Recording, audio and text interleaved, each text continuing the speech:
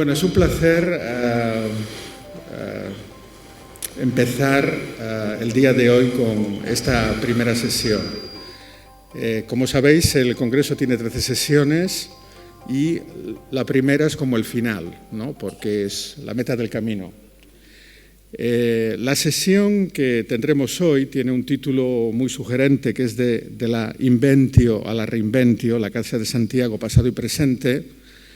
Y cuando se pensó en esta sesión, pues nos interesaba mucho al comité que la Catedral de Santiago, la Fundación Catedral y toda la gente que trabaja en la institución, que pudiera presentar la actualidad del monumento, que a veces la actualidad del monumento es también lo que ellos están descubriendo sobre el pasado. Como sabéis, la Catedral de Santiago es un monumento que continuamente se está releyendo. Y hoy vamos a tener una sesión muy interesante porque realmente son las últimas investigaciones, los últimos hallazgos y las últimas hipótesis sobre el famoso cuerpo occidental. De hecho, esta primera sesión que me ha tocado a mí presidir ha tenido un cambio precisamente por la novedad y la actualidad de la publicación de un libro que se ha presentado la semana pasada que se titula La arquitectura de la catedral, y que está coordinado por dos de nuestros ponentes de hoy, Xerardo Estévez, que no necesita presentación, y Adrián Martín Prieto y María José Cerviño. A Xerardo Estévez, Adrián Martín Prieto, como arquitecto, se les une hoy Ricardo Aroca Hernández Ros, que ha sido involucrado en esta investigación, además de el canónigo y director de la Fundación Catedral, don Daniel Lorenzo. El título que han elegido y tendrán este privilegio extraordinario de hablarnos una hora en vez de la media hora que tiene el resto de los ponentes, porque es una, digamos, lección múltiple, a cuatro manos, que comenzará Xerardo Estévez en diferido, en directo pero virtualmente, y después vendrá acompañada de la presentación de un PowerPoint por parte de Adrián Martín Prieto. El título, como veis ahí, es sobre la historia construida de la fachada occidental de la Catedral de Santiago. Recordad que después de las dos sesiones, de las dos intervenciones que vamos a tener, habrá media hora para la discusión. Xerardo, te doy la entrada. Daniel. Saludo yo y después ya... Sí. Muchas gracias. Desde aquí. Desde ahí. Te aguanto.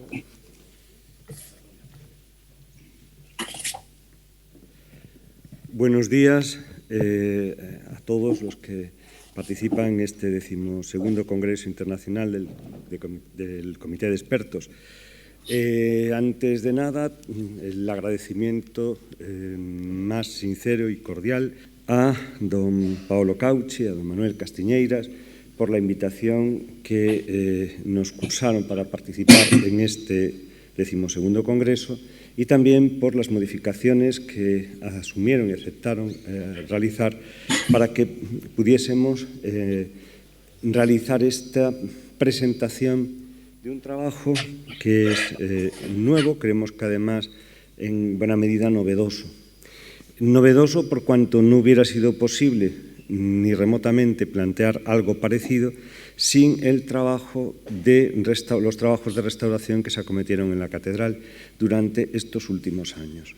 Es después de estos 10 años de trabajos de restauración cuando es posible el poder hipotizar y presentar y proponer determinadas soluciones, determinadas planteamientos en orden a cómo se realiza la sucesión constructiva de la catedral, y ahora nos vamos a centrar concretamente en remate occidental de la catedral. Es muy importante que tengamos en cuenta que lo que pretende el arquitecto cuando contempla la obra construida, el monumento, su proceso y analiza su proceso de construcción y desarrollo, no es poner fecha a cada cosa. Ciertamente, a veces en el monumento hay fechas todos conocemos, la del dintel del Pórtico de la Gloria. Pero no se trata de poner fechas, sino de marcar etapas o diferencias constructivas notables que se han ido produciendo en ese monumento que es objeto de estudio y que era objeto de estudio y objeto de rehabilitación al mismo tiempo. Porque esta campaña se ha hecho siempre con ese doble criterio, el estudio y la rehabilitación-conservación. Por tanto, nuestro planteamiento, el trabajo que se va a presentar, no trata de que desde la arquitectura y desde el análisis constructivo, desde el conocimiento propio de ese área de saber, vayan los arquitectos, que yo no lo soy, a ofrecer fechas nuevas o distintas. Aquí conocemos la célebre 1168, el documento de Fernando II, 1188, también la aludida referencia a los dinteles del pórtico, y conocemos 1211, consagración de la catedral, como hitos fundamentales. Pero es cierto que en el ámbito del proceso constructivo podemos ir reconociendo etapas y etapas en las que unas necesariamente fueron de realizarse antes que otras y algunas incluso antes de lo que en algunos momentos se pensaba. Por tanto, como digo, y algunas en tiempo ulterior y con modificaciones ulteriores notables. Incluso en el tiempo, desplazado en el tiempo esas intervenciones en relación a los momentos originales de la construcción, porque la catedral, como todos sabemos, tuvo modificaciones muy notables en el transcurso de su historia.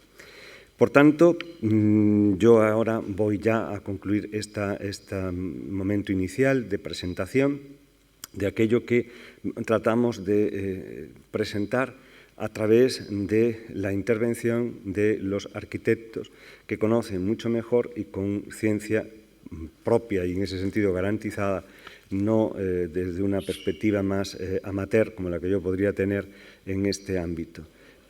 Por tanto, ya le doy la palabra a don Xerardo Estévez para que comience esta exposición.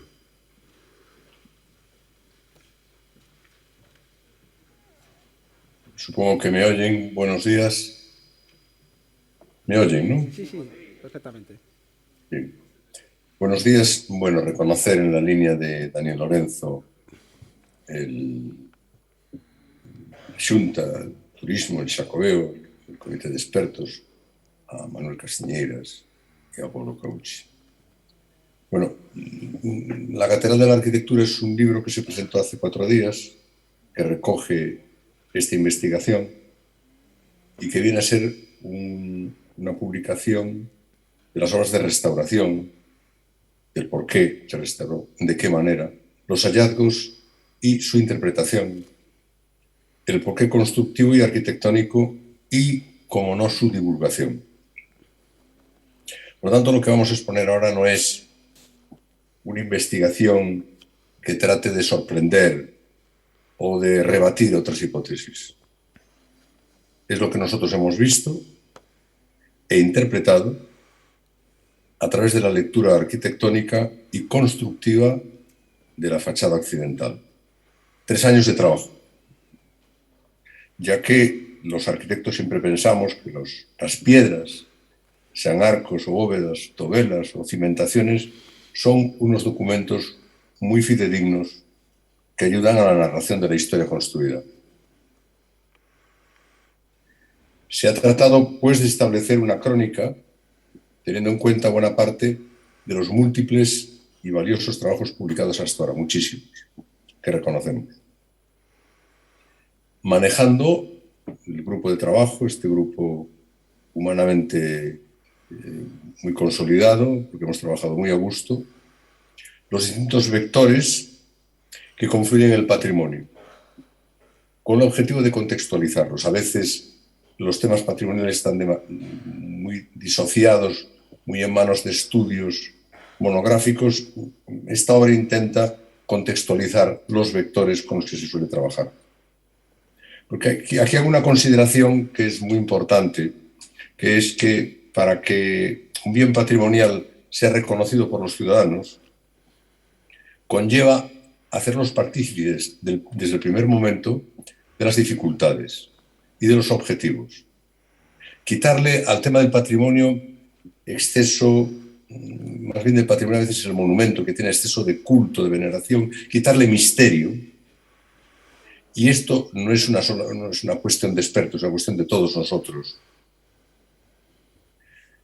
Es un libro homenaje a dos personas, dos figuras que nos siguen sorprendiendo: Conant y Serafín Moravejo, que siguen estando presentes en nuestros estudios.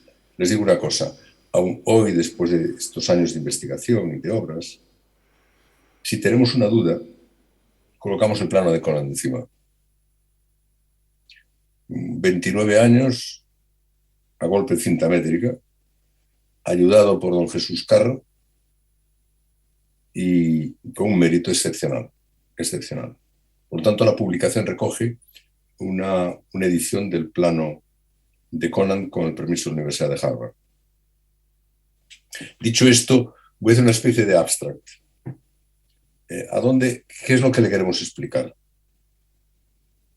Bueno, la Catedral de Santiago, con toda su magnificencia, sus pisadas europeas en el trasiego de ir y volver, su reconocimiento ecuménico, las contiendas, a veces belicosas, ha tenido que luchar contra unas adversidades que le venían de por sí, de estar en Galicia, en Santiago y en tal sitio. El paso del tiempo, como cualquier monumento, que envejece. Pero la segunda adversidad fue la topografía. 8 metros de desnivel entre la cota de acceso desde la Plaza del Obradoiro y la cota de acceso en la Plaza de la Quintana, 8 metros. Que es un sitio, bueno, pues diría un poco adecuado para colocar una catedral, es el sitio. La adversidad climatológica, es decir, si alguien reta al suroeste compostelano, que es potente, vientos huracanados, lluvias por todas partes, por cierto, ahora menos, es el viento del suroeste. Y la fachada del Obradoiro la reta ese viento constantemente. Lo que supuso, sin lugar a dudas, un conflicto importante desde su inicio. Otro factor son los factores geológicos, con unos esquistos en una disposición de deslizamiento que llevó a movimientos de la catedral.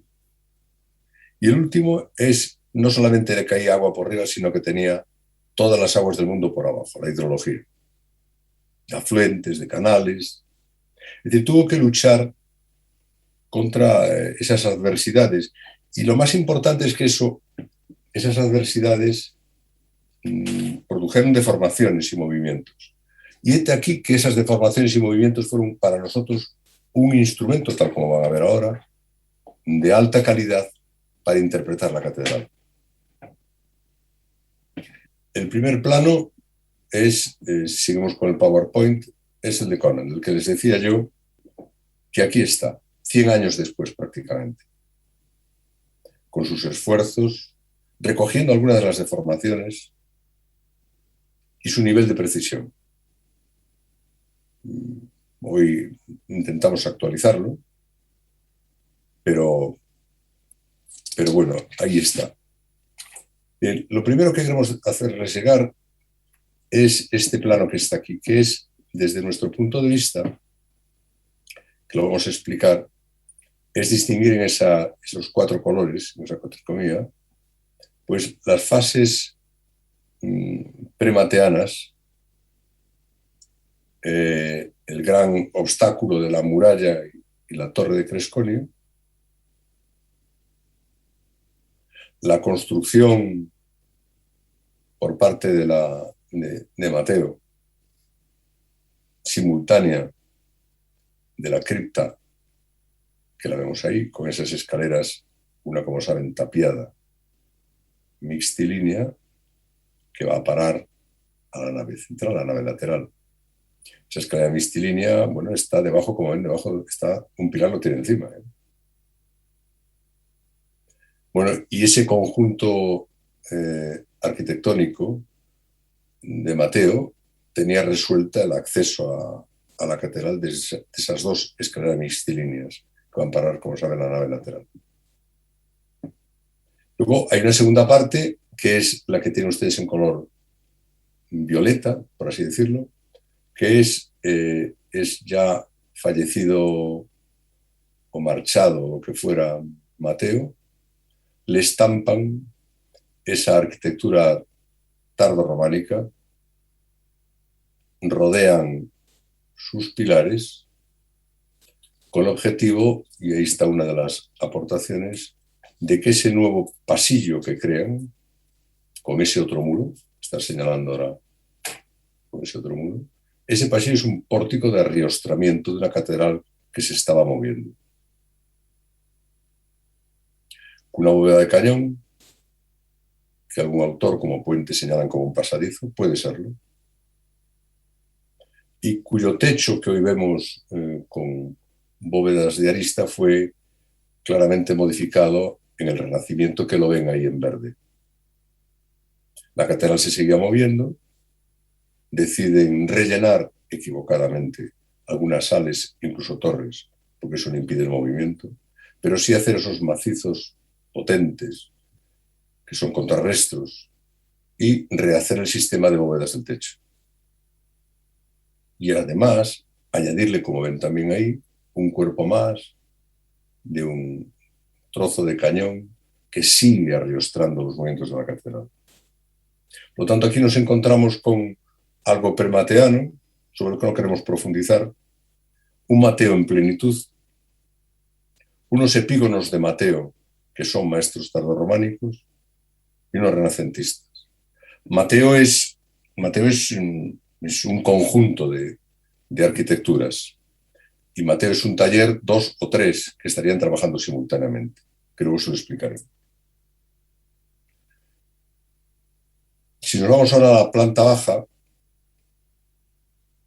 primero, si puede ser, proyectemos los 360 grados de esto. Tienen este sistema, ven ahí, si se puede señalar, este es el rotor, este es el sistema nervado potentísimo de Mateo. Ven cómo se estampa la llamada antecripta, porque lo que está delante no es un transepto, es la cripta mateana, cómo se estampan, como arriostrando, sujetando, envuelven los pilares, e incluso ahí hay unas trancas, de las que hablaremos más adelante, que no tienen bisagra.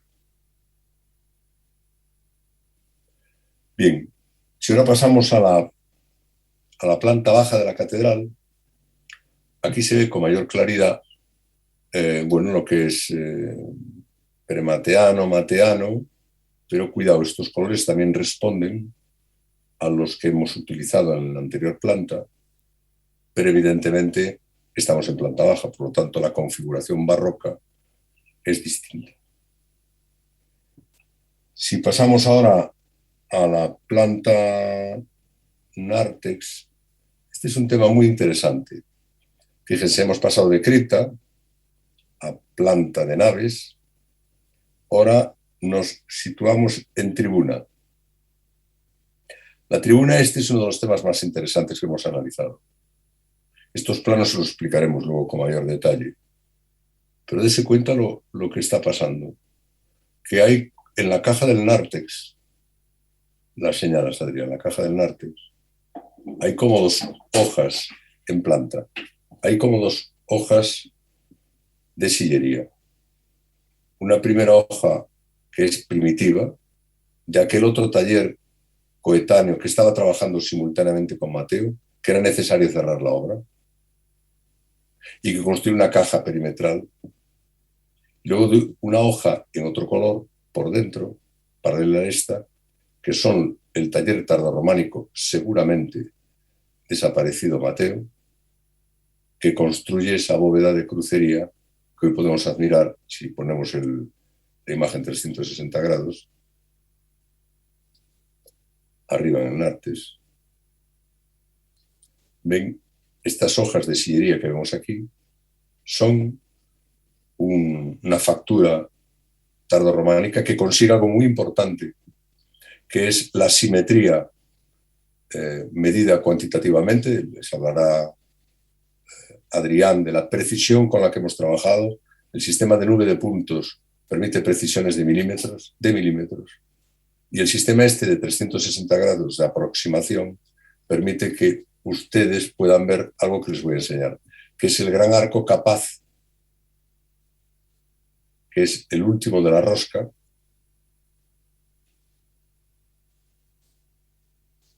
que circunscribió el rosetón. Es decir, que un taller seguramente en el tiempo de Mateo hace ese arco capaz, ese último arco, última rosca, para que luego después pudieran construir la bóveda, los tardorrománicos, consiguiendo una geometría que antes no tenía, apuntalando ese arco capaz con un sistema de cimbras, pero antes había colocado un rosetón seguramente débil. Bien, ¿por dónde empezó todo? Empezó todo aquí.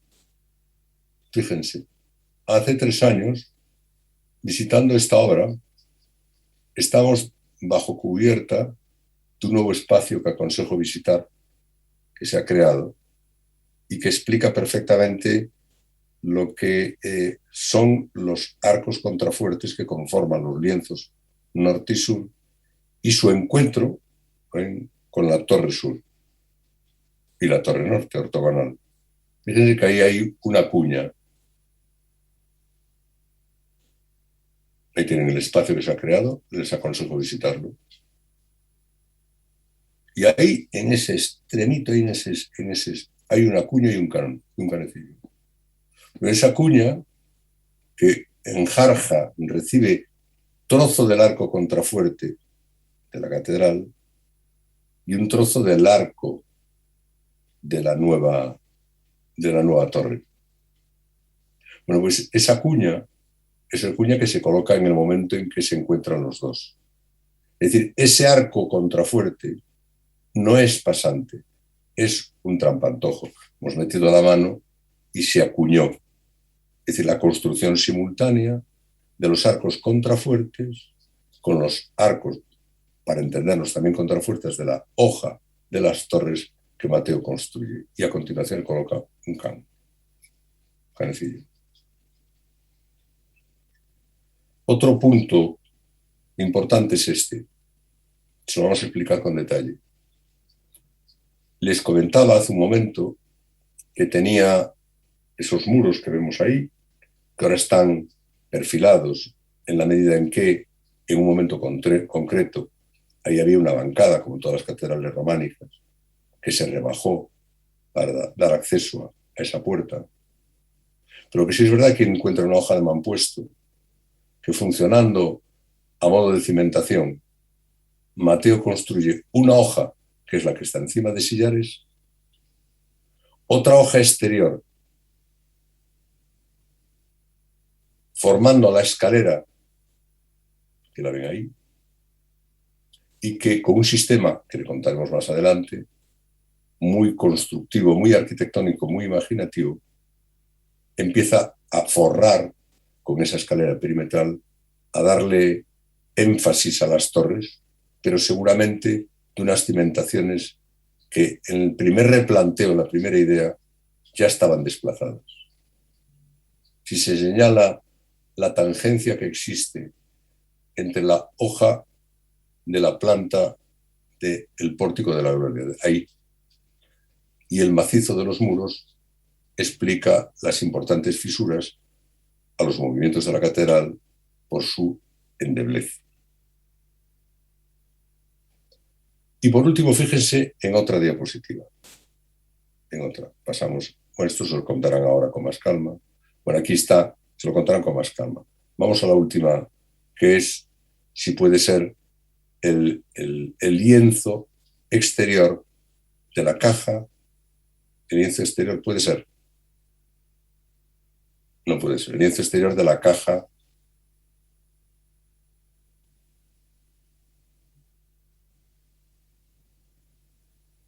Esto es bueno, no está, pero bueno, se lo cuento. Hay un lienzo exterior de la caja del nártex, de la caja, que tiene unas deformaciones curiosísimas. Se las vamos a comentar con calma, porque esas deformaciones, ese lienzo exterior visto por las cubiertas, suponen una caída muy precisa, de manera que los sillares se desploman hacia el interior tantos centímetros como los que se desplomaron los arcos fajones. Bueno, esta especie de abstract le queremos comentar de que Mateo es un conjunto, es un epítome de un proceso en el que se sintetizan lo románico y lo gótico, con varios talleres, que la catedral no se dejó de trabajar nunca. Los tardorrománicos, que trabajaron con mayor pericia o no, los renacentistas que prácticamente también están ahí, y todos ellos tratando de dar nuevos usos a la catedral y al mismo tiempo contener las deformaciones, con arquitecturas más o menos acertadas. Y por último, el vendaval barroco, como le llamamos, que se va a enfrentar con todo el mundo de cambiar una piel románica, le diremos prácticamente hasta dónde, y levantar la piel barroca con sus aciertos y a veces otros desaciertos. Bien, lo dejo aquí y ahora el discurso pormenorizado les permitirá, después de este abstract, entender mejor el procedimiento, que está muy ilustrado con fotos 360 grados y la precisión milimétrica de las secciones, plantas y alzados a través de la nube de puntos. Por lo tanto, de momento lo dejo aquí.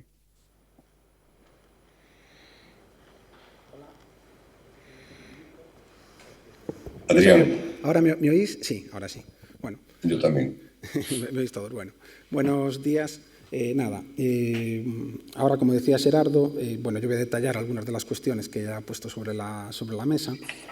Lo primero, insistir en algo que comentaba Daniel al principio de la intervención, y es que esta investigación, con la que llevamos 3 años, no hubiese sido en absoluto posible, sin la campaña de obras que nos ha permitido acceder a lugares, a estratos que antes o no eran visitables o no eran visibles, y después también, muy importante, el disponer de una tecnología como ha sido el escáner 3D y el trabajo con nube de puntos, que nos ha posibilitado por primera vez, quizás en una investigación de este tipo, por lo menos en la catedral, el disponer no ya de una planimetría al uso, sino, digamos, de un modelo tridimensional con una precisión de 1 centímetro por 1 centímetro por 1 centímetro, de forma que a lo largo de nuestro trabajo lo que hemos ido ha sido generando la planimetría que necesitábamos para contrastar nuestras hipótesis, poder superponer determinados momentos, etapas. Es decir, algo que siempre se echa en falta en cualquier investigación de este tipo es que no existe una planimetría completa, no existe una planimetría perfecta. En este caso, nosotros, con esta herramienta del escáner 3D, lo que hemos ido es construir nuestra planimetría, nuestra propia planimetría. A ello hemos sumado, como ya hemos visto en algunos de los momentos, el trabajo con fotografía esférica, que lo que nos ha permitido ha sido visitar y revisitar continuamente esos espacios a los que accedíamos puntualmente en un momento determinado de una obra en que se descubría algo, y posteriormente en reuniones de trabajo presenciales, telemáticas, con todos los compañeros que firmamos esta investigación, el poder hacer esa visita permanente. Y de alguna forma en esta presentación también queremos haceros partícipes de estos paseos, de estos itinerarios que hemos hecho por la catedral. Por eso, a lo largo de la misma iremos conectando con estas imágenes para poder situarlos espacialmente. Lo primero que vemos en esta imagen es el cambio clarísimo que hay en la fábrica, en la propia calidad, ¿no? Y en la estereotomía de la piedra. A la izquierda tenemos el oeste, en la nave principal, y a la derecha el este. Es decir, hay un momento que nosotros identificamos en el trabajo, como le llamamos coloquialmente, el parón por la torre, por el cubo de Cresconio, que que se ve muy claramente que hay un cambio en las fábricas, en la calidad y seguramente pues, en los recursos económicos, ¿no? Pues esta es una fábrica muchísimo más, muchísimo mejor. De hecho, también esto ahora, gracias a la restauración que se ha llevado a cabo de los paramentos interiores, pues se ha hecho notablemente más visible. Luego, otro paseo al que queremos invitarles es al que se encuentra en la excavación arqueológica bajo la propia nave. Voy a poner aquí. Para situarlos un poco mejor.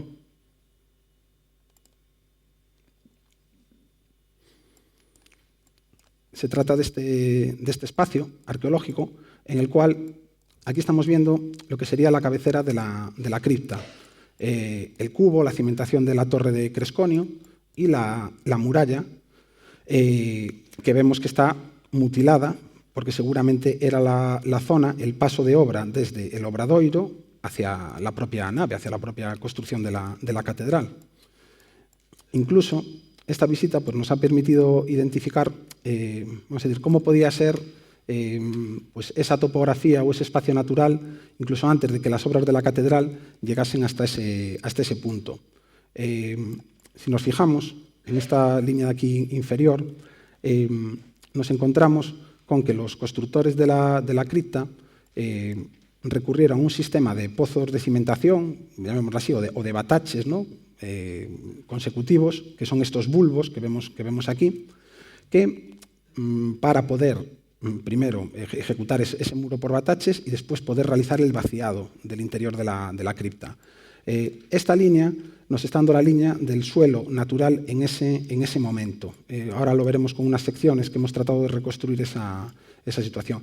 Y después también es muy interesante lo que decimos, la existencia de este arco, de que nos habla de que este paso de obra, desde lo que sería cripta, debió de estar en funcionamiento tiempo ya cuando la cripta estaba cubierta y esta zona de la nave también, coincidiendo con la parte en la que se cortó la muralla.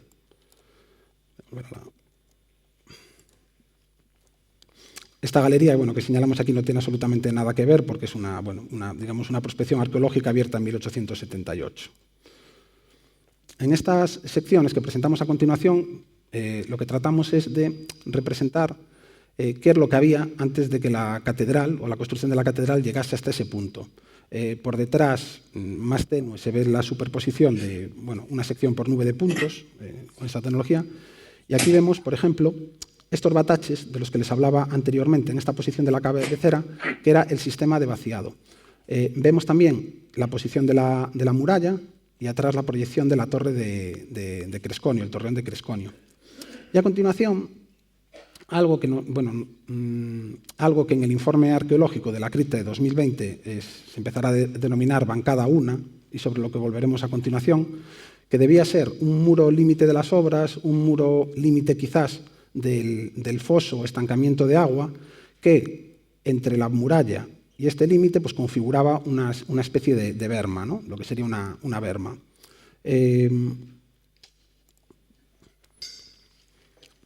Aquí en esta pequeña secuencia pues, tratamos de representar pues, eso, lo que existiría antes de que llegase la catedral, con la muralla del siglo X, la torre de Cresconio y esa berma del foso, estancamiento, encharcamiento de agua. Después, el parón de la construcción de la nave, que es el que identificábamos en la primera diapositiva con ese cambio de fábrica que llegarían hasta aquí.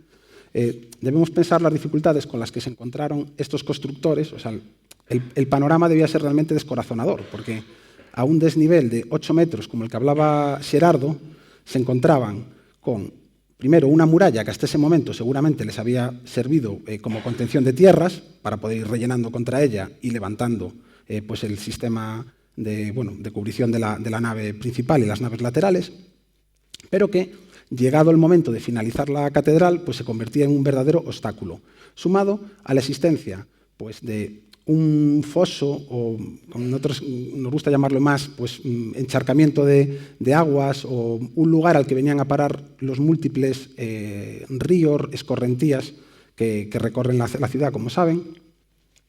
Después, esta ejecución por bataches y este vaciado que marcamos con la línea roja. Y por último, indicamos con los mismos colores que venimos trabajando toda la planimetría, pues las fases que hemos identificado nosotros a nivel de cripta. Cuando hablamos, esto sería objeto de otra investigación diferente, en este esquema, sobre un plano del libro de la Catedral de Dos Camiños, elaborado por Pablo Costa y el profesor Fernando Alsina, nosotros lo que vemos es que topográficamente seguramente la existencia de un foso que rodease la muralla del siglo X es bastante improbable. Sabemos que el foso existe a la altura del antiguo Banco de España, hoy Museo de las Peregrinaciones, baja por la calle de Fonseca y también aparece en las inmediaciones del edificio Raíña 1, junto a la Casa del Cabildo. Pero bueno, ponemos un poco en duda la existencia de ese foso, que por otro lado tampoco es el objeto de esta investigación. Ahora ya, si nos dirigimos a la cripta, que es por donde ha empezado Xerardo la exposición,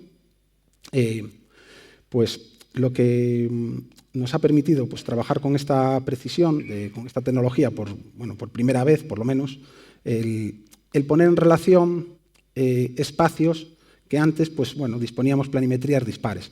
Ello nos ha permitido, en este caso, por ejemplo, si se fijan en este plano, el superponer con total precisión el contorno azul tanto del parteluz central como de los pilares del Pórtico de la Gloria en azul sobre el pilar central de la cabecera de la cripta, con lo cual vemos, a diferencia de lo que pensábamos hasta ahora, pues por otros tipos de levantamientos con los que habíamos trabajado, que la coincidencia del eje es exacta. Es decir, ello nos lleva a pensar que, es un argumento más para pensar que la construcción de la cripta y del Nartes que es simultánea, porque está perfectamente aplomada. La no coincidencia, por ejemplo, de estos pilares fasciculados del pórtico exactamente con lo que serían sus pilares homólogos de la cripta, no es un problema desde el punto de vista estructural, ya que existe, un macizo de transición tremendo en el espesor que hay, del forjado del suelo de planta baja y el techo de la cripta, como para conducir las cargas. Voy a seguir avanzando. Bueno, antes, cuando les hablaba, les voy a dar ahora un dato que hablaba de la que el informe arqueológico de 2020 denomina bancada 1, estaríamos aquí en esta línea, debajo del parteluz del pórtico, y la que denomina bancada 2, estaríamos debajo de la propia fachada exterior occidental.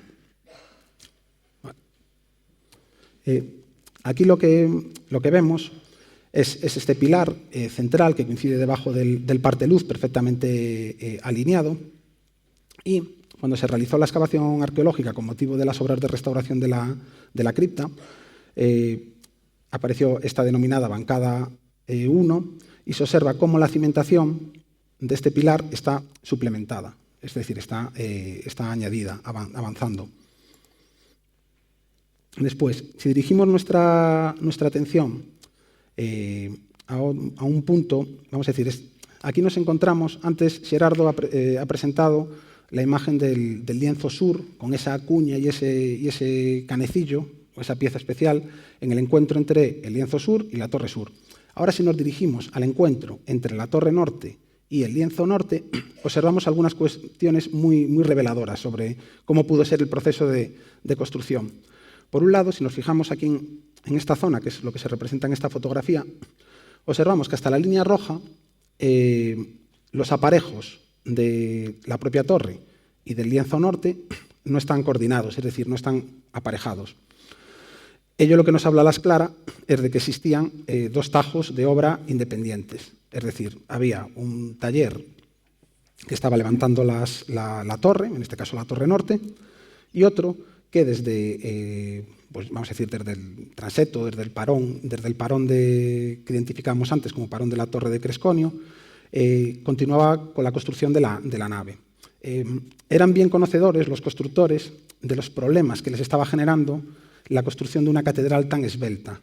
Unos problemas que hacían que, a medida que se alejaban del transepto, los muros se fuesen abriendo y los arcos también abriéndose. Es decir, conocían perfectamente que tenían que llegar con sus muros, a morir, a encontrarse contra algo suficientemente robusto, como podía ser una torre, para vencer estos problemas de estabilidad. A partir de la línea roja, para arriba, sí que encontramos con que el aparejo entre la torre y el lienzo está perfectamente trabado. En esta rudimentarísima prueba que hicimos allí en uno de los paseos, parece, lo que da a entender esta llave es que primero se levantó la torre, por lo menos hasta este punto, y después acometieron con el lienzo.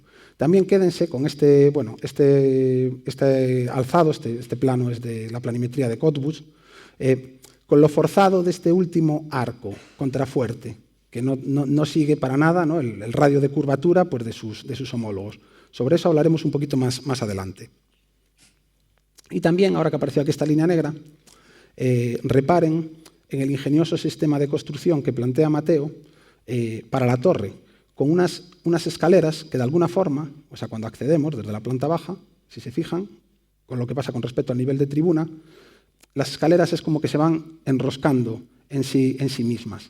Y para este sistema de construcción lo que hace Mateo es que crea unas pequeñas bóvedas de cañón entre la hoja exterior de la nave y el núcleo de la torre, y el núcleo central, y sobre ellas después rellena y construye el peldañado.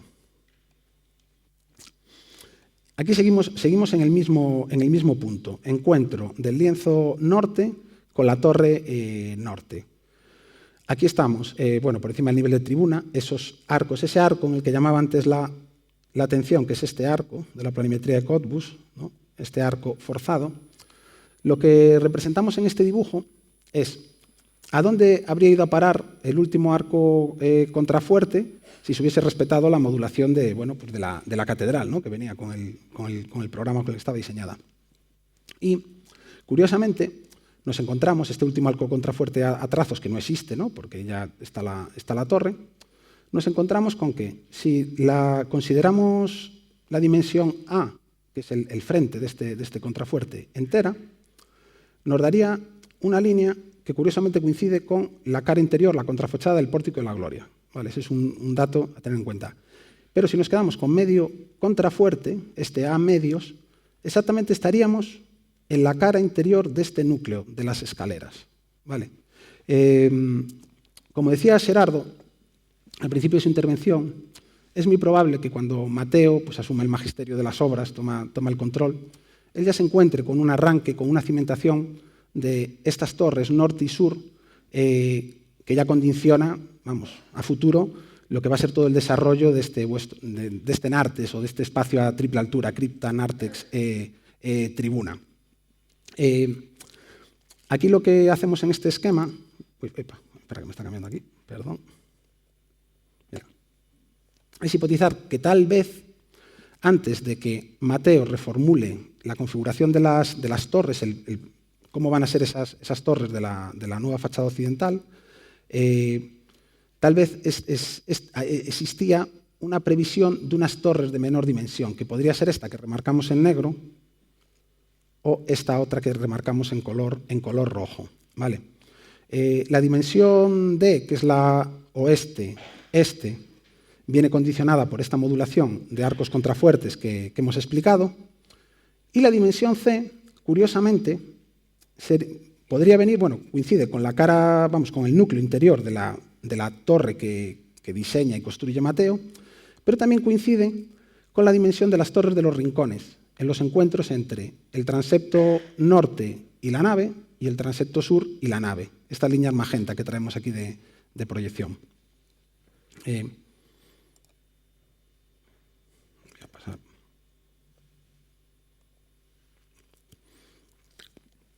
Bueno, aquí este punto, voy a volver a la imagen de atrás, estaríamos en esta línea, como saben, de la contrafachada del Pórtico de la Gloria, en estas líneas, estas discontinuidades que identifica Kobeck, y que nosotros entendemos que son, unos sillares pasantes que se dejan cuando levantan las torres para posteriormente enjarjar con la fachada que ha de venir. ¿Vale? Y vuelvo a insistir un poco en esta idea de que estarían en la posición exacta de una dimensión A, ¿no?, de un contrafuerte entero. Bueno, aquí también sobre esta planimetría de Cottbus, marcadas estas estas orejas, así llamadas amigablemente. Vale. Ahora, retomando algo que veíamos al principio de la explicación de Xerardo, otra vez sobre la planta de la cripta, ¿no? Sobre la lectura de la cripta que proponemos nosotros en esta investigación. A la obra propiamente, ¿no?, de un Mateo en plenitud,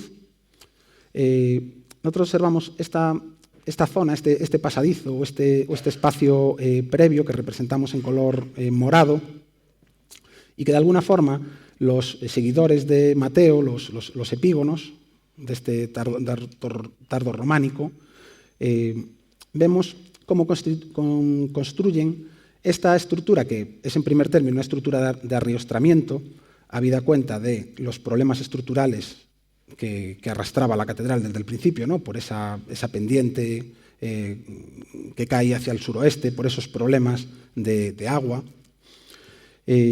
Observamos cómo sin ningún decoro pues realizan estos, nosotros les hemos llamado en el estudio estampamientos sobre pues los pilares originales o iniciales de Mateo.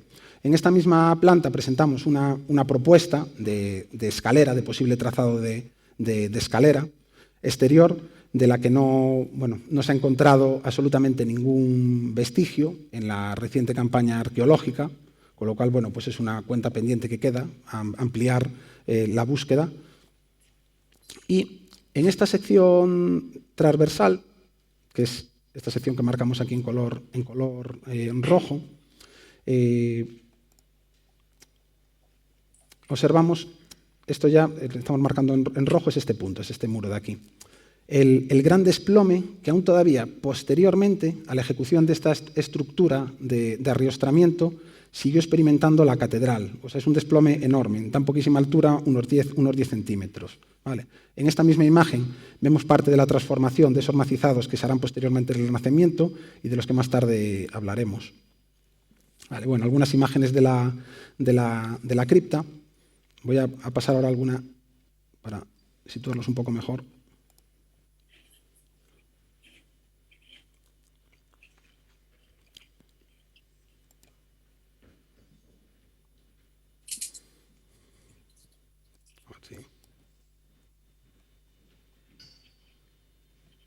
A ver si carga.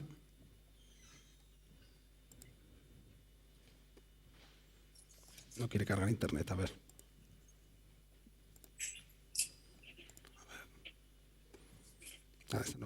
Esta imagen no quiere cargarla. Bueno, les enseño desde esta. Bueno, tenemos algunas imágenes de la cripta para situarse. Ahora mismo estamos hablando de este espacio, donde estaría, que se correspondería con la primera terraza, ¿no?, vinculada a la fachada occidental. Presentación, estaríamos en este espacio. Y aquí, pues, estos estampamientos que les hemos llamado de los epígonos, ¿no? Lo ven en esta fotografía desde la cara interior, es este mismo arco. Y después, también por la incorporación de otros elementos, como podrán ser el tema de unas trancas, que son estos pasadores, pero no hemos encontrado, por ejemplo, en las jambas, la existencia de bisagras. ¿Vale? Volvemos ahora a una de las partes, por lo menos que más nos ha interesado en estos itinerarios, en esta investigación, que es la tribuna sobre el Nartes de la que hablaba antes Xerardo. Esto sí que lo voy a pasar en 360 grados porque se ve bastante mejor.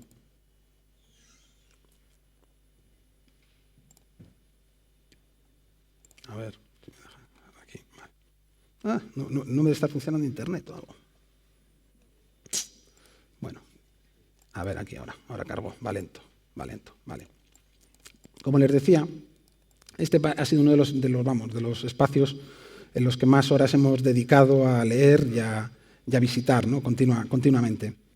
Hablaba Xerardo de que es muy probable que, vamos a decir, ese Mateo en plenitud ceda el testigo de su trabajo a sus epígonos en este nivel, quizás en este nivel de tribuna, ¿no? Porque lo que sucede a partir de esta repisa, pues, es algo tremendamente complejo que se lo vamos a intentar desmenuzar y explicar pues, a través de la planimetría que hemos elaborado y que de alguna forma no tiene la calidad de todo lo que estaba sucediendo por abajo y evidencia pues, cambios, titubeos, etc. Después también volver a llamar la atención sobre este arco principal de la fachada que será el arco que marcaba el gran rosetón, el espejo, ¿no?, de la fachada primitiva. Pero bueno, ahora que estamos situados, vamos a seguir por aquí. A ver, vamos a ir explicando cosas. Esta planta, que la presentábamos al principio, es un corte horizontal por el nivel de los ánditos. Los ánditos, este es el ándito sur, ándito norte, son unos espacios que hasta la obra realizada en 2014 estaban, bueno, cegados parcialmente, no existía acceso. Se trata de unos pequeños habitáculos que, por la lectura que iremos explicando más adelante, debían de tener su continuidad a través de un paso central, que es este que marcamos aquí, que permitiría, por un lado, pues, las labores de mantenimiento del gran rosetón de fachada y, por otro lado, seguramente pues, existía algún sistema de drenaje pues, de las aguas pluviales que pudieran entrar ahí. En este paramento que veíamos a partir del nivel de tribuna, que decimos que es donde, bueno, pues Mateo cede el testigo y continúa sus epígonos, voy a pasar a esta imagen de aquí, que se entiende mejor. Este es el pasadizo, que decíamos, el espacio que comunicaba ambos ánditos, que hoy sí que son visitables.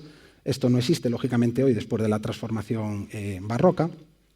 Aquí, bueno, pues intentamos entender cómo primero levantan seguramente ese gran arco envolvente, posteriormente levantan a partir de la repisa esta estructura con arco, que es, bueno, muy, muy compleja de ver, y por último elaboran la bóveda, ¿no?, la bóveda de crucería que existe a día de hoy y que el trabajo con esta planimetría tan precisa nos ha permitido observar cómo está 35 centímetros desnivelada. O sea, como que han ido a buscar, primero levantaron ese arco y después, cuando acaban de construir esa caja interior, que por otro lado es perfectamente simétrica, ven aquí esta medida de 250 centímetros al interior, y después esta existencia de una doble hoja, la exterior les dio muchísimos problemas, los vamos a contar ahora.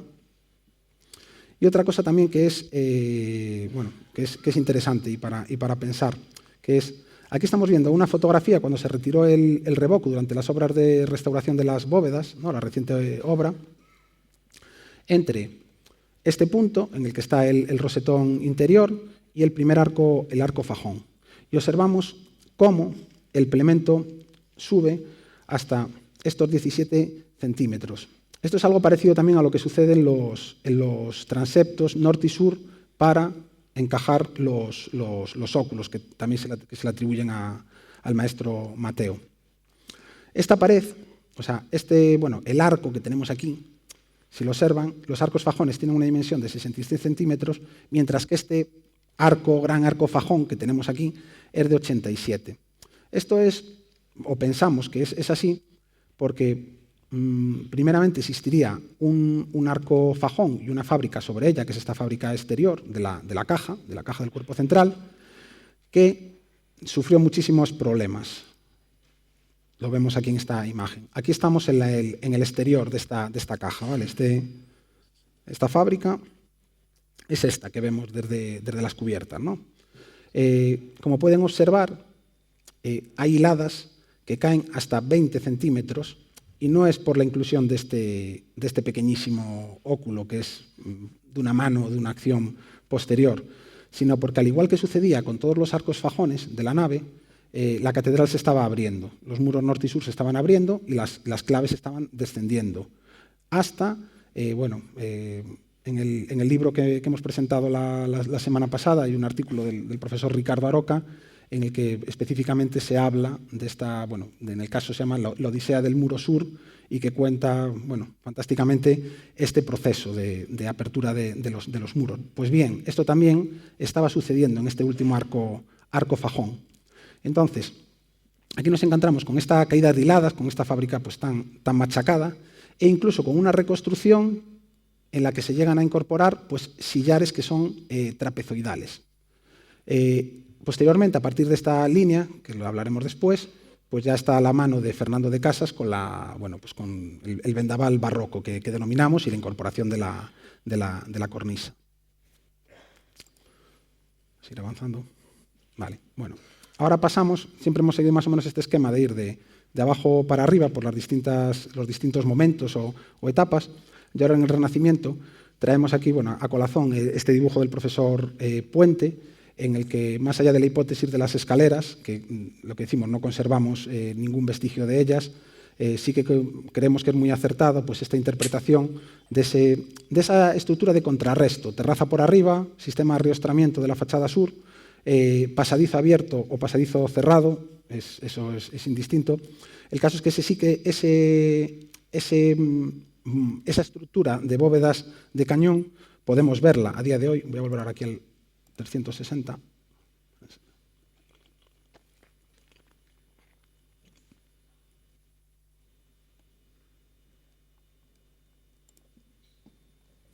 Bueno, tarda un poquillo en cargar por internet, pero cargará. A ver si me la carga.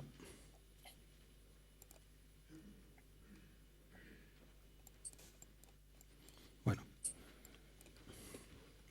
Va cargándose un poco borroso. Bueno, ahora.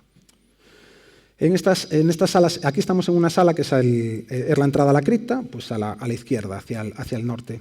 Y aquí observamos estas estructuras, esta estructura de ariostramiento y de soporte de la terraza, y cómo estos macizados renacentistas engullen, ¿no? Incluso aquí se conserva este pequeño capitel que vemos. Si vamos hasta el final de la última sala, que bueno, era la imagen, vamos a volver a la presentación, que es esta, pues sucede lo mismo. Es decir, hasta donde podemos ver a día de hoy, pues esa estructura existía. Aquí en la planta estamos incorporando ahora en verde por la representación de estos macizos. Acabamos de estar en el 360 grados dentro de esta sala. En ese momento, pues conscientes del problema que tenían, estructural, muy, muy evidente en la torre sur, pues realizan operaciones como estos macizados de cripta, todo el relleno de escombro de la escalera mistilínea sur, una serie también de contrafuertes o ariostramientos interiores en las propias escaleras de la torre sur entre la planta de la nave y la planta de la tribuna. Y luego también nosotros, entendemos que en esa operación de macizado se configuran las actuales bóvedas que vemos de arista. Estas bóvedas de arista y luego unas bóvedas que estamos llamando en el estudio bóvedas híbridas, que son pues una bóveda que es mitad bóveda de cañón, mitad bóveda de arista. Y también en el Renacimiento amplían la terraza con una nueva estructura de ariostramiento mediante una bóveda de cuarto de cilindro, que la veremos ahora, y añaden la escalera, que el trazado de la escalera que conocemos, que ha llegado hasta nuestros días, si bien pues, hoy la observamos con toda la decoración barroca. Esta bóveda híbrida, que empieza siendo bóveda de cañón y se entrega sobre la torre con una bóveda de arista, o esta bóveda que vemos aquí en la imagen contrapicada, estaríamos aquí, con el macizado de este espacio, con los grandes macizados renacentistas. Y la adicción de esta bóveda de cuarto de cilindro, ampliando la terraza y también tratando pues, de contrarrestar ese empuje. Vamos a volver aquí.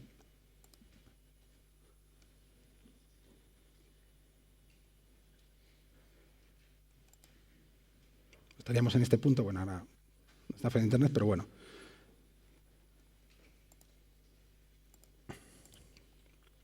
Bueno, y por último, entramos en la última de las transformaciones de este cuerpo occidental. Aquí vemos el clásico dibujo de Vega y Verdugo que todos conocen y la imagen actual de la catedral. Esto, a la planimetría que hemos ido manejando anteriormente de los tardorrománicos que llamábamos, ese taller que los epígonos de Mateo en morado, hemos empezado a superponer la obra que sería de Fernando Casas, la obra barroca.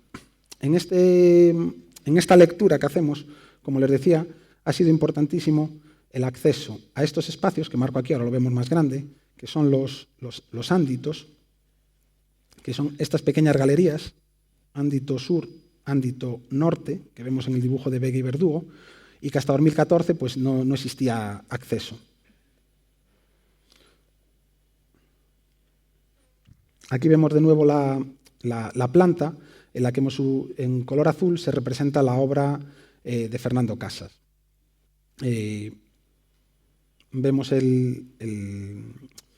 por esta línea, donde marcamos aquí con las tijeras, sería la zona que entendemos que Fernando Casas desmonta de la fachada previa que se encuentra, y con el contorno azul y ya en la nube de puntos, pues el perfil de la fachada actual. Aunque lo contaremos al final con un poquitín más de detalle, lo que siempre nos llamó la atención fue la simetría, vamos a decir, que tenía el cuerpo central de la fachada original con respecto a las torres. Si se fijan, ya decíamos que de origen, pues seguramente por un problema de replanteo o por las dificultades derivadas de algún obstáculo en la topografía o en la geología, la torre sur se desplaza hacia el norte, invade la nave lateral sur, ¿no? Mientras que el cuerpo central pues está en su sitio, está más o menos en el eje, ¿no? 7 centímetros solamente desplazado con respecto al eje de la nave. Ello lo que genera es que tanto este ándito como esta calle, en la fachada occidental, pues tiene un ancho muchísimo menor, 332 centímetros frente a 372, por ejemplo, del norte. Es decir, la fachada original debía ser una fachada pues, asimétrica. ¿Qué sucede? Cuando llega Fernando Casas, vamos a decir, su principal criterio de proyecto es tratar de devolverle la simetría a esa fachada occidental, para lo cual su cuerpo, su obra, que es lo que representamos en azul, se desplaza, en este caso 24 centímetros con respecto al eje de la nave, 31 con respecto al cuerpo central primitivo. Eso es muy visible en estos machones, el sur y el norte, que flanquean el gran ventanal de Fernando Casas. Voy a volver a poner en pantalla, que esta sí que funcionaba.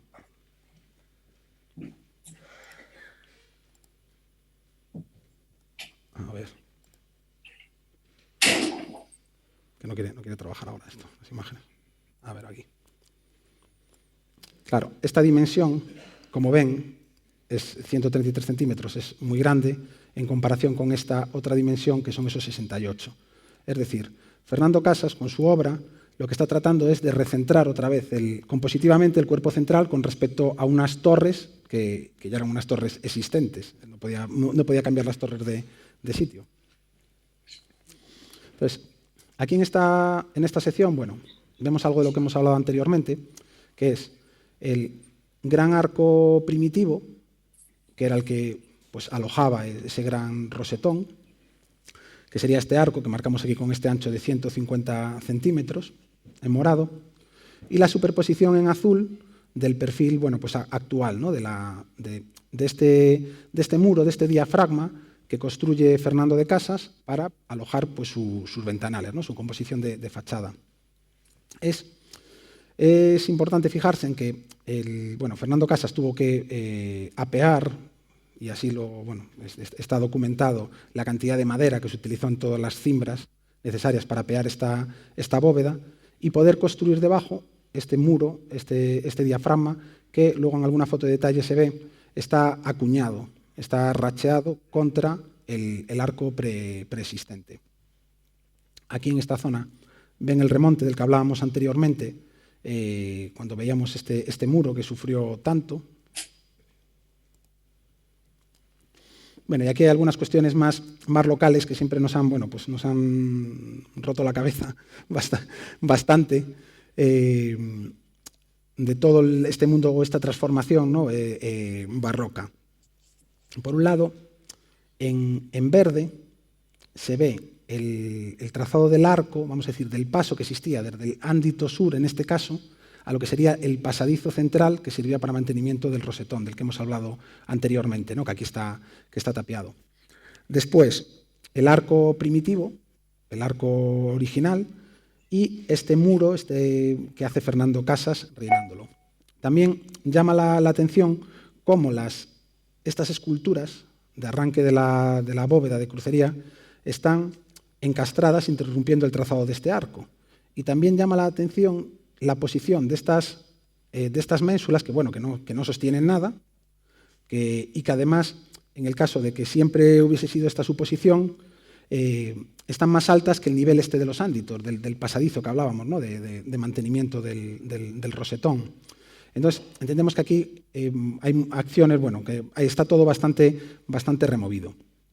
En esta imagen, en rojo, pues el trazado del arco primitivo, principal. En azul, el contorno de este ventanal de Fernando de Casas, desplazado, como hemos dicho, hacia el norte para volver a recentrar la composición. Quizás esta pilastra que marcamos en azul también está añadida o transformada por Fernando Casas. Ahora aquí estamos viendo el interior de este pasadizo, visitable desde 2014, que es el ándito, es este espacio, en el dibujo de Begue Verdugo, el ándito sur. Como vemos, el arco del paso, que nos daría paso a esa repisa, a ese pasadizo delante del cuerpo central. A la izquierda, la fábrica de Fernando Casas, que es esta línea de aquí, la fábrica nueva. Él corta por ahí la fachada occidental. Estas galerías, por lo que nos indica el dibujo de Begue Verdugo, pues serían unas terracillas abiertas, ¿no? a la fachada del Obradoiro. A la derecha, el muro primitivo, este muro que estamos observando aquí. Voy a poner, a ver si me está dando aquí un poco la lata.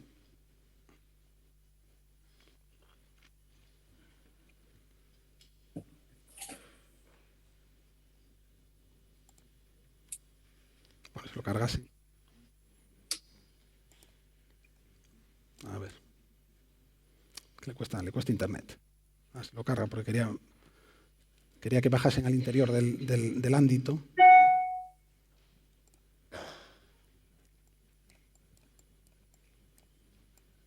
Bueno, esta imagen que nos deja ver era este punto que enseñábamos antes en la diapositiva.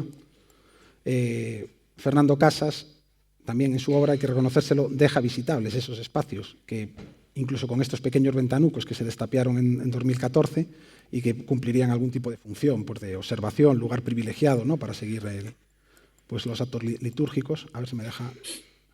No me deja entrar aquí dentro. Bueno, pues me quedo con la foto. Bueno, era la foto de estos espacios, ¿no? Aquí lo ven un poco más en grande. Este espacio del ándito, la fábrica que le enseñábamos antes de Fernando de Casas, y la línea por la que él corta, por la que desmonta la fachada, que es una línea que también observamos en los huecos que existen en las dos tribunas laterales. Esta es la sur. Existe un salto, que está aquí, un corte que hay entre la ventana, entre el hueco original, primitivo, y el nuevo ventanal exterior de Fernando Casas. Y esa línea es coincidente, pues, con la que veíamos antes en el interior del ámbito, en esa fábrica. Y luego, bueno, pues también en este mismo plano, el remonte, la transformación que hace de la cubierta también el propio Fernando Casas.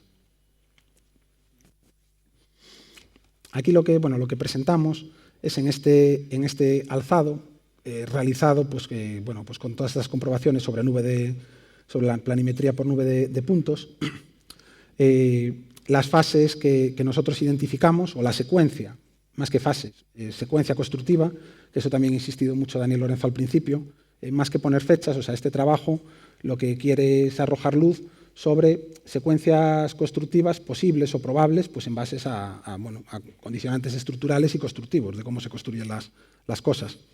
Entonces, aquí lo que hemos tratado de representar pues es esa fachada, la posición de los ánditos, en la que siempre insistimos aquí con esta personita para no perdernos, el cuerpo central que se levanta o que terminan esos epígonos, ¿no? Cuando Mateo a lo mejor cede el testigo en este nivel de tribuna, el paso para el mantenimiento del rosetón del que hablamos y esos arquitos que comunicarían con los ánditos que podemos visitar hoy en día.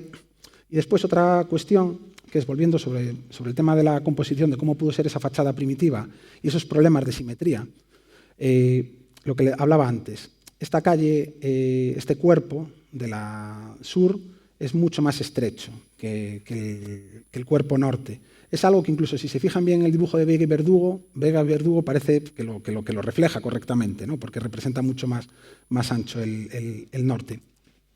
Y después, también algo que nos ha permitido el trabajo con la nube de puntos es, hoy en día, claro, podemos situar, por ejemplo, el interior de estos huecos de tribuna o de la puerta aquí en el nartes o este óculo, bueno, pues con total precisión por el interior porque los vemos y existen a día de hoy. Pero claro, si tratamos de centrar esos mismos huecos en lo que sería por el exterior, esta calle norte, observamos como que existen desfases que van de los 35 a los 40 centímetros, que seguramente eran absorbidos con la composición bueno, pues a través de esculturas y de una profusa decoración. Ya creo que vamos a ir acabando porque estamos pasados de tiempo.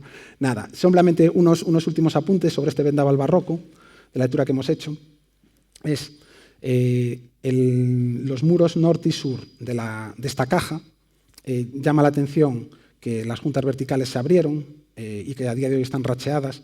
Seguramente durante el trabajo de desmontaje de la fachada primitiva a Fernando Casas se le va la fachada y se forma un arco de descarga que incluso bueno, pues, lleva a las ruinas a los arcos primitivos y obliga a una transformación de los mismos. Nosotros planteamos la posibilidad de que estos arcos hubiesen sido de medio punto en lugar de los apuntados que existen a día de hoy, porque se ve que las dovelas tienen una factura, vamos a decir, muy mala, incluso con unas piezas como puede ser esta clave, que claramente es ajena, ¿no? Pues al resto del trabajo.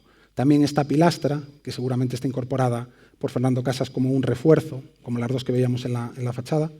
Y ya por último, una anécdota, que es que durante los trabajos también de 2014, en esta grieta, que es las grietas que vemos en los muros norte y sur y que tienen su continuidad en la cubierta, apareció una moneda bueno, pues acuñada en San Martín de Toulouse de siglo 1200 y pico, una cosa así creo que es. Y curiosamente, vamos a decir, nosotros entendemos que esa moneda aparece ahí no porque ese fuera su sitio original, sino porque seguramente durante este desmontaje de la fachada previa, la moneda aparece bueno, pues en esta posición o en otro sitio, y en la misma grieta Fernando de Casas la deposita como testigo de que bueno, pues eso es de otra época, porque si no sería muy llamativo que justo en esta superficie de 40 y pico metros cuadrados, que tiene casi 50 metros cuadrados, que tiene esta bóveda, que justo la moneda aparezca tan superficialmente y en esa grieta. Y bueno, yo voy a ir acabando. Había una parte final de la que ya hemos hablado un poco, que es el tema de los ejes, los diferentes ejes sobre los que hemos investigado en el trabajo que estamos presentando, y que nos dan una idea pues, un poco de los problemas que siempre tuvieron a la hora de acometer estas obras de finalización de la catedral, en la que para cualquier trabajo por levantar un muro, un pilar, una bóveda, un arco, etcétera, siempre tenían distintos ejes en conflictos. Pero bueno, eso merece una explicación más detallada y que bueno, la pueden encontrar en el libro que hemos presentado la semana pasada. Nada más por mi parte.